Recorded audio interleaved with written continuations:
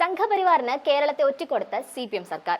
PM Shri പദ്ധതിയിൽ സംസ്ഥാന സർക്കാർ ഒപ്പുവെച്ച നടപടി കേരളത്തിന്റെ മതേതര നിലപാടുകളെ കുരുതി കൊടുക്കുന്നതിന് തുല്യമാണെന്ന് യൂത്ത് കോൺഗ്രസ് സംസ്ഥാന പ്രസിഡന്റ് OJ ജനീഷ് ആഞ്ഞടിച്ചു.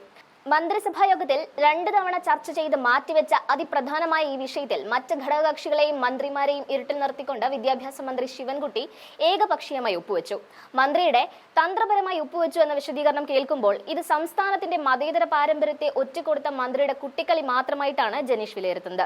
ഇത് കേവലം കടലാസിലെ ഒപ്പല്ല. നമ്മുടെ അധ്വാനം കൊണ്ട് കെട്ടിപ്പടുത്ത പൊതുവിദ്യാഭ്യാസ സ്ഥാപനങ്ങളുടെ ഇൻഫ്രാസ്ട്രക്ചർ പോലും ഈ പദ്ധതിയിലൂടെ കേന്ദ്ര സർക്കാരിന് കൈമാറ്റം ചെയ്യപ്പെടുകയാണ്. കരിക്കുലം മുതൽ അധ്യാപകരുടെ പരിശീലനം വരെ കേന്ദ്രം തീരുമാനിക്കുമ്പോൾ കേരളത്തിലെ വിദ്യാഭ്യാസ രംഗത്തെ കാവ്യവൽക്കരണത്തിന് സ്വന്തം സർക്കാർ തന്നെ കൂട്ടുനിൽക്കുകയാണ് എന്നാണ് ജനീഷിന്റെ ആരോപണം. ഇന്നലകളിൽ സംഘപരിവാറിനെതിരെ നടത്തിയ വിദ്യാർത്ഥി യുവജന സമരങ്ങളെ മുഴുവൻ ഈ ഒറ്റ ഒപ്പിലൂടെ CPM തള്ളിപ്പറഞ്ഞിരിക്കുന്നു. ആ സമരങ്ങൾക്ക് ഒരു ആത്മാർത്ഥതയും ഉണ്ടായിരുന്നില്ലെന്ന് ഇപ്പോൾ വ്യക്തമാണെന്നും ജനീഷ് കുറ്റപ്പെടുത്തി. പിണറായി വിജയൻ അടക്കമുള്ളവരെ ചോദ്യം ചെയ്തുകൊണ്ടുള്ള ലോങ് മാർച്ച് യൂത്ത് കോൺഗ്രസ് നടത്താൻ പോവുകയാണെന്നും ധൈര്യമുണ്ടെങ്കിൽ ഈ വിഷയത്തിൽ ഉറച്ചു നിൽക്കുന്നുണ്ടെങ്കിൽ CPI ഉൾപ്പെടെയുള്ളവരെ യൂത്ത് കോൺഗ്രസിന്റെ നവംബർ 1 നടക്കുന്ന സെക്യുലർ ലോങ് മാർച്ചിലേക്ക് സ്വാഗതം ചെയ്യുന്നു എന്നും ജനീഷ് കൂട്ടിച്ചേർത്തു. OJ ജനീഷിന്റെ പൂർണ്ണമായ പ്രതികരണം കാണാം. സംസ്ഥാന യൂത്ത് കോൺഗ്രസ് കമ്മിറ്റി ഇന്നലെ KPCC ഓഫീസിൽ നടന്ന ചടങ്ങിൽ വെച്ച് ഔദ്യോഗികമായി യൂത്ത് കോൺഗ്രസിന്റെ പ്രസിഡന്റായി ചുമതല ഏറ്റെടുത്തു. അതിനുശേഷം കൂടിയ സംസ്ഥാന യൂത്ത് കോൺഗ്രസ് കമ്മിറ്റിയുടെ തീരുമാനങ്ങൾ കൂടി പ്രഖ്യാപിക്കുന്നതിന് വേണ്ടിയിട്ടാണ് ഇന്നൊരു പ്രസ് വിളിച്ചു ചേർത്തിട്ടുള്ളത്. എന്നോടൊപ്പം ഈ പത്രസമ്മേളനത്തിൽ പങ്കെടുക്കുന്നത് തിരുവനന്തപുരം ജില്ലാ യൂത്ത് കോൺഗ്രസ് കമ്മിറ്റിയുടെ പ്രസിഡന്റ് ശ്രീ നേമ ഷജീർ, അതോടൊപ്പം തന്നെ യൂത്ത് കോൺഗ്രസിന്റെ വർക്കിംഗ് പ്രസിഡന്റ് ശ്രീ ബിനു ചുള്ളിയിലും ഈ പത്രസമ്മേളനത്തിൽ എത്തിച്ചേരും. ഇവിടെ കഴിഞ്ഞ ദിവസങ്ങളെല്ലാം തന്നെ ദൃശ്യപത്ര മാധ്യമങ്ങളിൽ നമ്മൾ നിരന്തരമായി ചർച്ച ചെയ്തുകൊണ്ടിരിക്കുന്ന ഏറ്റവും പ്രധാനപ്പെട്ട വിഷയങ്ങളിലൊന്ന് അത് PM ശ്രീ പദ്ധതിയിൽ ഈ സംസ്ഥാന ഗവൺമെന്റ് ഒപ്പുവെച്ചതുമായി ബന്ധപ്പെട്ട കാര്യങ്ങളാണ്. PM ശ്രീ പദ്ധതിയിൽ സംസ്ഥാന ഗവൺമെന്റ് ഒപ്പുവെച്ചതോടുകൂടി കേരളത്തിന്റെ സെക്യുലർ ക്രെഡൻഷ്യലിനെ ഈ ഗവൺമെന്റ് ഒറ്റുകൊടുത്തിരിക്കുകയാണ് എന്നുള്ള ഗുരുതരമായ ആരോപണമാണ് യൂത്ത് കോൺഗ്രസ് മുന്നോട്ട് വയ്ക്കുന്നത്. ആ ഗവൺമെന്റിന്റെ ഏറ്റവും പ്രധാനപ്പെട്ട ഒരു ഘടകകക്ഷിയോട് പോലും ചർച്ചകളും കൂടിയാലോചനകളും ഇല്ല എന്ന് പറഞ്ഞാൽ ആ മുന്നണിയുടെ നയരൂപീകരണങ്ങളിലും നയത്തിലുമെല്ലാം ഉണ്ടായിരുന്ന എല്ലാ കൂട്ടുത്തരവാദിത്വവും നഷ്ടപ്പെട്ടു എന്നുള്ളതാണ് നമ്മൾ മനസ്സിലാക്കുന്നത്. നിലവിൽ സംസ്ഥാനം ഭരിച്ചുകൊണ്ടിരിക്കുന്ന ഈ ഗവൺമെന്റ് ആ ഗവൺമെന്റ് കൂട്ടുത്തരവാദിത്വമില്ലാത്ത ഒരു സർക്കാരായി മാറിയിരിക്കുകയാണ്. മന്ത്രിസഭാ യോഗത്തിൽ 2 തവണ മാറ്റിവെച്ച ഒരു വിഷയത്തിൽ സംസ്ഥാന ഗവൺമെന്റിലെ മറ്റു മന്ത്രിമാരറിയാതെ, ഗവൺമെന്റിലെ മറ്റ് ഘടകകക്ഷികൾ അറിയാതെ, മറ്റാരും തന്നെ അറിയാതെ വിദ്യാഭ്യാസ മന്ത്രി ശിവൻകുട്ടി മാത്രമായി തീരുമാനമെടുത്ത് ഒപ്പുവെച്ചതല്ല എന്നുള്ള കാര്യം എല്ലാവർക്കും അറിയാം. അദ്ദേഹം തന്നെ ഇന്നലകളിൽ മാധ്യമങ്ങളോട് പറയുന്നതായി കണ്ടത് ഞാനിത് തന്ത്രപരമായ ഒരു സമീപനം എടുത്തു എന്നുള്ളതാണ്. ഞങ്ങൾക്ക് മനസ്സിലാകുന്നില്ല, ഒരു കേന്ദ്ര സർക്കാരുമായി ഉണ്ടാക്കുന്ന ഒരു കരാറിൽ, ഒരു സംസ്ഥാന ഗവൺമെന്റ് ഉണ്ടാക്കുന്ന ഒരു കരാറിൽ ആ പണം കിട്ടാൻ വേണ്ടി തന്ത്രപരമായി ഒപ്പുവെച്ചു എന്ന് പറഞ്ഞാൽ കേൾക്കുന്ന ആളുകൾ ധരിക്കുക ഈ ഒപ്പുവെച്ചോടുകൂടി കിട്ടാനുള്ള പണം എല്ലാം കിട്ടി, ഇനി ഈ കരാറിൽ നിന്നാണ് പിന്മാറി ഞങ്ങൾ പറ്റിച്ച് എന്ന രീതിയിലാണ് പിന്മാറാൻ സാധിക്കുമെന്ന് പറയുന്നത് പോലെയാണ്. വളരെ ലാഘവ ബുദ്ധിയോട് കൂടിയിട്ടാണ് ശിവൻകുട്ടി മന്ത്രി ഈ വിഷയത്തെ സംബന്ധിച്ച് പ്രതികരിക്കുന്നത് കണ്ടത്. ഇതൊരു കുട്ടിക്കളിയല്ല എന്നുള്ള കാര്യമെങ്കിലും ശിവൻകുട്ടി മനസ്സിലാക്കണമായിരുന്നു. ഇത് ഈ സംസ്ഥാനത്തിന്റെ മതേതര പാരമ്പര്യത്തേക്ക് ഒറ്റുകൊടുത്തൊരു തീരുമാനമാണ്. നമ്മുടെ അധ്വാനം കൊണ്ട് സംസ്ഥാനത്തിനകത്ത് മുന്നോട്ട് വന്ന വികസിപ്പിച്ചെടുക്കാൻ സാധിച്ച ഇൻഫ്രാസ്ട്രക്ചർ ഡെവലപ്മെന്റ് മുന്നോട്ട് കൊണ്ടുവരാൻ സാധിച്ച സ്കൂളുകളെയാണ് ഈ പദ്ധതിയുടെ ഭാഗമായി ഒപ്പുവെക്കുന്നതിലൂടെ സംസ്ഥാന ഗവൺമെന്റ് കേന്ദ്ര സർക്കാരിന് കൈമാറുന്നത്. കരിക്കുലം ഉൾപ്പെടെയുള്ള കാര്യങ്ങളിലും അധ്യാപകരുടെ ട്രെയിനിംഗ് ഉൾപ്പെടെയുള്ള കാര്യങ്ങളിലൊക്കെ തന്നെ കേന്ദ്ര സർക്കാർ തീരുമാനമെടുക്കുന്ന ഒരു ഘട്ടം വരുമ്പോൾ ഈ സംസ്ഥാനത്തിനകത്തെ കാവ്യവൽക്കരണത്തിന് കുടപിടിക്കുന്ന ഒരു സമീപനത്തിന് സർക്കാർ കൂട്ടുനിന്നിരിക്കുകയാണ്. ഇത് കേരളത്തോടുള്ള കൊടിയ വഞ്ചനയാണ്.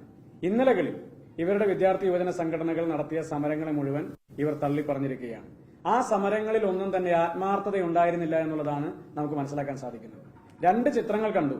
ഒന്ന് ABVPയുടെ സംസ്ഥാന ഭാരവാഹികൾ പോയി വിദ്യാഭ്യാസ മന്ത്രിയെ അനുമോദിക്കുന്നതും അദ്ദേഹത്തിന് നിവേദനം കൊടുക്കുന്ന ചിത്രം കണ്ടു. മറ്റൊരു ചിത്രം കണ്ടത് SFIയുടെ ഭാരവാഹികൾ പോയി അദ്ദേഹത്തിന് നിവേദനം കൊടുക്കുന്നതാണ്. SFI ഒരു നിവേദന സംഘമായിട്ടാണോ ഈ വിഷയത്തിൽ പ്രതികരിക്കാൻ ആഗ്രഹിക്കുന്നത് എന്നുള്ള ചോദ്യം കൂടി ഞങ്ങൾ മുന്നോട്ട് വെക്കുകയാണ്. ഞാൻ കഴിഞ്ഞ ദിവസം തൃശ്ശൂരിൽ മാധ്യമങ്ങളെ കണ്ടപ്പോൾ പറഞ്ഞിരുന്നു, AYFും ASF ഒക്കെ ഈ വിഷയത്തിൽ ഉറച്ചു നിൽക്കുന്നുണ്ടെങ്കിൽ ഈ സർക്കാരിനെതിരെ സമരത്തിൽ രംഗത്തേക്ക് കടന്നു വരണമെന്ന് ഞങ്ങൾ ആവശ്യപ്പെട്ടിരുന്നു. കഴിഞ്ഞ ദിവസങ്ങൾ ASFന്റെയും AYFന്റെയൊക്കെ സംയുക്തമായ സമരങ്ങൾ കണ്ടതിൽ ഞങ്ങൾ അവരെ അഭിനന്ദിക്കാനും കൂടി ഈ അവസരം ഉപയോഗിക്കുകയാണ്. യൂത്ത് കോൺഗ്രസ് ഈ വിഷയം ഏറ്റെടുത്തുകൊണ്ട് ഒരു വിപുലമായ പ്രചരണ പരിപാടികൾക്ക് തുടക്കം കുറിക്കുകയാണ്. അതിന്റെ ഭാഗമായി നവംബർ 1 കേരളപ്പിറവി ദിനത്തിൽ കേരളത്തെ ഒറ്റിയവരെ ഒറ്റപ്പെടുത്തുക എന്ന മുദ്രാവാക്യം ഉയർത്തി യൂത്ത് കോൺഗ്രസിന്റെ സെക്യുലർ ലോങ് മാർച്ച് തിരുവനന്തപുരത്ത് ഞങ്ങൾ നടത്തുകയാണ്. സെക്രട്ടേറിയറ്റിലേക്ക് ഒരു സെക്യുലർ ലോങ് മാർച്ചിന് തുടക്കം കുറിക്കുകയാണ്. ആ സെക്യുലർ ലോങ് മാർച്ചിലേക്ക് ഞങ്ങൾ ഈ സംസ്ഥാനത്തിനകത്ത് കമ്മ്യൂണിസ്റ്റ് പാർട്ടി ഓഫ് ഇന്ത്യയുടെ CPIയുടെ ബിനോയ് വിശ്വമടക്കമുള്ള നേതാക്കന്മാരെ ഞങ്ങൾ ക്ഷണിക്കുകയാണ്. അവർ ഉയർത്തുന്ന ആവശ്യങ്ങളും അവർ ഉന്നയിക്കുന്ന നിലപാടുകളും സത്യസന്ധവും കൃത്യവുമാണെങ്കിൽ സംഘപരിവാറിനെതിരായ പോരാട്ടത്തിൽ, ഞാൻ പറയുന്നു സംഘപരിവാറിനെതിരായ പോരാട്ടത്തിൽ രാജ്യത്ത് ഇന്ത്യ മുന്നണിക്കൊപ്പം നിലകൊള്ളുന്ന രാഷ്ട്രീയ പാർട്ടികളാണ് ഇവരെല്ലാവരും. ആ കൂട്ടത്തിൽ CPI ഇന്നലകളിൽ ഉന്നയിച്ച അതേ ആവേശത്തോടു കൂടി തന്നെ അതേ നിലപാടിൽ തന്നെ ഉറച്ചു നിൽക്കുന്നുണ്ടെങ്കിൽ സംഘപരിവാറിനെതിരായ പോരാട്ടമാണ് സെക്രട്ടേറിയറ്റിലേക്ക് യൂത്ത് കോൺഗ്രസ് നടത്തുന്ന ലോങ് മാർച്ച്. സംഘപരിവാറിന് വിധേയപ്പെട്ട കമ്മ്യൂണിസ്റ്റ് മാർക്സിസ്റ്റ് പാർട്ടിയുടെ മുഖ്യമന്ത്രി പിണറായി വിജയൻ അടക്കമുള്ള ആളുകളെ ചോദ്യം ചെയ്തുകൊണ്ടുള്ള ലോങ് മാർച്ചാണ്. ഇപ്പോൾ പരിവാർ സംഘടനകൾക്കെതിരായ നിലപാടാണ്, വിദ്യാഭ്യാസ രംഗത്തെ കാവ്യവൽക്കരണത്തിനെതിരായ നിലപാടാണ് CPIക്കുള്ളതെങ്കിൽ ഈ ലോങ് മാർച്ചിൽ അവരെയും ഞങ്ങൾ സ്വാഗതം ചെയ്യുകയാണ്. ശ്രീ ബിനോയ് വിശ്വം ഉൾപ്പെടെയുള്ള നേതാക്കന്മാരെ യൂത്ത് കോൺഗ്രസ് സംസ്ഥാന കമ്മിറ്റി ആ ലോങ് മാർച്ചിലേക്ക് സ്വാഗതം ചെയ്യുന്നു. അവരുടെ നേരിട്ട് പങ്കെടുക്കാനോ പ്രതിനിധികളെ അയക്കാനോ സാധിക്കുമെങ്കിൽ അത് ആവശ്യപ്പെട്ടുകൊണ്ട് കത്തും ഞങ്ങൾ കൈമാറും. അതോടൊപ്പം തന്നെ നവംബർ 1 മറ്റൊരു പ്രഖ്യാപനം സംസ്ഥാനത്തിനകത്ത് നടക്കാനിരിക്കുന്നത് അതിദരിദ്രരില്ലാത്ത സംസ്ഥാനമായി കേരളത്തെ പ്രഖ്യാപിക്കാൻ പോകുന്നു എന്നുള്ളതാണ്. ഞങ്ങൾ ഈ പ്രഖ്യാപനത്തോട് എതിരല്ല. അതിദരിദ്രരില്ലാത്ത ഒരു സാഹചര്യം ഈ സംസ്ഥാനത്തിനകത്ത് ഉണ്ടാകണമെന്നുള്ള കാര്യത്തിൽ ഞങ്ങൾക്ക് ആർക്കും തർക്കമൊന്നുമില്ല. പക്ഷെ ആ ദാരിദ്ര്യ നിർമ്മാർജ്ജനത്തിന് വേണ്ടുന്ന തരത്തിലുള്ള പ്രവർത്തനങ്ങൾ കൂടി ശക്തമായി മുന്നോട്ട് കൊണ്ടുപോയിട്ട് വേണം അത് പ്രഖ്യാപിക്കാൻ വേണ്ടി. കേവലം ഒരു പ്രഖ്യാപനത്തിൽ ഒതുക്കി നിർത്തേണ്ടതല്ല ഈ വിഷയങ്ങളൊന്നും തന്നെ. അതിന് ജനങ്ങൾക്ക് അതിനനുസൃതമായ രീതിയിലുള്ള ഗുണങ്ങളുണ്ടാകണം.